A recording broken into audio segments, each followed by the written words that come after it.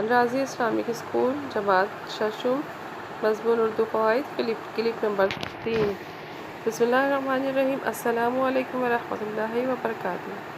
ہم آپ کو الراضی اسلامک اسکول کی آن لائن ٹیچنگ سسٹم میں خوش آمدید کہتے ہیں۔ کلاس 6۔ آج ہم مرکب اور سادہ جملے بنانا سیکھیں گے۔ مرکب اور سادہ جملے بنانے کے کچھ اصول ہیں جو آپ کے اسکرین پر نظر آ رہا ہوگا۔ نمبر 1، دونوں سادہ جملوں کو اور سے ملایا جاتا ہے۔ سادہ جملے کیا ہے؟ اکبر لاہور گیا، اصغر لاہور سے آیا۔ یہ دونوں کیا ہے؟ سادہ جملے ہیں۔ اکبر لاہور گیا، اصغر لاہور سے آیا۔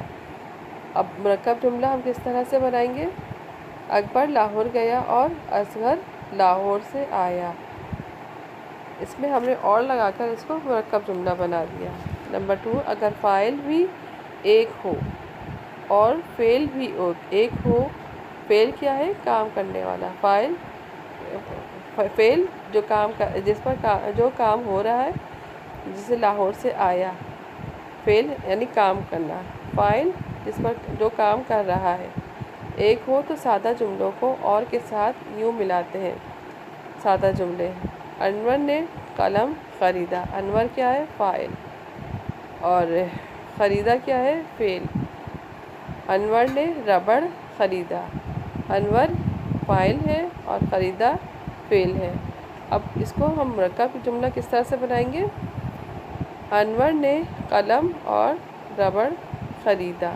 اس کو ہم نے مرکب جملے میں تبدیل کر دیا۔ انور ایک ہی فاعل ہے، یعنی کہ کام کرنے والا ایک ہی فاعل ہے، اور فعل بھی ایک ہی ہے، تو ہم اس کو اور سے کر کے ہم نے ملا دیا۔ اس مرکب جملے میں مفعول قلم اور ربڑ کو اور سے ملایا گیا ہے۔ اگر ایسے جملے میں مفعول دو سے زیادہ ہوں تو اور آخری دو کے درمیان آئے گا۔ مثال کے طور پر، اجمل نے کتاب خریدی، اجمل نے دوات خریدی، اجمل نے سلیٹ خریدی، اجمل نے پینسل خریدی۔ یعنی مفعول دو سے زیادہ ہیں، تو ہم کیا کریں گے؟ مرکب جملے میں کس طرح سے تبدیل کریں گے؟ اجمل یعنی فاعل تو ایک ہی رکھیں گے، اور جتنی بھی جو ہے نا مفعول ہے، یعنی اس پر کام کیا گیا، اجمل نے کتاب، دوات، سلیٹ اور پینسل خریدی۔ ہم نے مرکب جملہ اس طرح سے ہم نے مرکب جملہ بنایا۔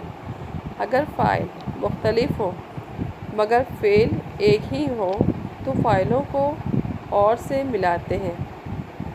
مثال کے طور پر، سادہ جملے: اجمل نے انعام حاصل کیا، اکمل نے انعام حاصل کیا۔ اب اس میں فاعل جو ہیں وہ دو ہیں اور فعل ایک ہی ہے، تو ہم فاعلوں کو اور سے کیسے ملائیں گے؟ اجمل اور اکمل نے انعام حاصل کیا۔ اگر فاعل دو سے زیادہ ہوں تو اور آخری دو کے درمیان آئے گا۔ اور آخری دو کے درمیان آئے گا۔ مثال کے طور پر سادہ جملہ ہے ہمارے پاس، اجمل کامیاب ہو گیا، اکمل کامیاب ہو گیا، افضل کامیاب ہو گیا۔ اب دیکھیں یہاں پر ہمارے پاس فاعل جو ہے وہ تین ہے، اجمل، اکمل، افضل۔ اب ہم اس کو مرکب جملے میں جب تبدیل کریں گے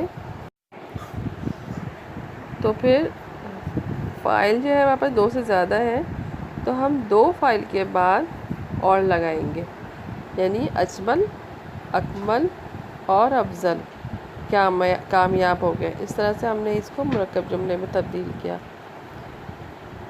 اب اس کے بعد، جب دو جملوں میں سے ایک میں کوئی فعل ہو اور ایک میں کوئی وجہ بیان کی گئی ہو تو یا تو شروع میں چونکہ لگاتے ہیں یا درمیان میں کیونکہ لگاتے ہیں۔ مثال کے طور پر آپ دیکھیں، امجد اسکول نہ گیا، امجد بیمار تھا۔ اب دیکھیں امجد جو ہے وہ اسکول نہیں گیا، امجد بیمار تھا۔ اب یہاں تو مفعول تو ایک ہی ہے لیکن فعل الگ الگ ہے، تو ہم اگر اس طرح سے ہے تو ہم اس کو مرکب جملے میں کس طرح سے تبدیل کریں گے؟ چونکہ امجد بیمار تھا اس لیے وہ اسکول نہیں گیا۔ اب چونکہ بھی لگ سکتا ہے اور یہاں پر کیونکہ بھی لگ سکتا ہے۔ امجد اسکول نہیں گیا کیونکہ وہ بیمار تھا۔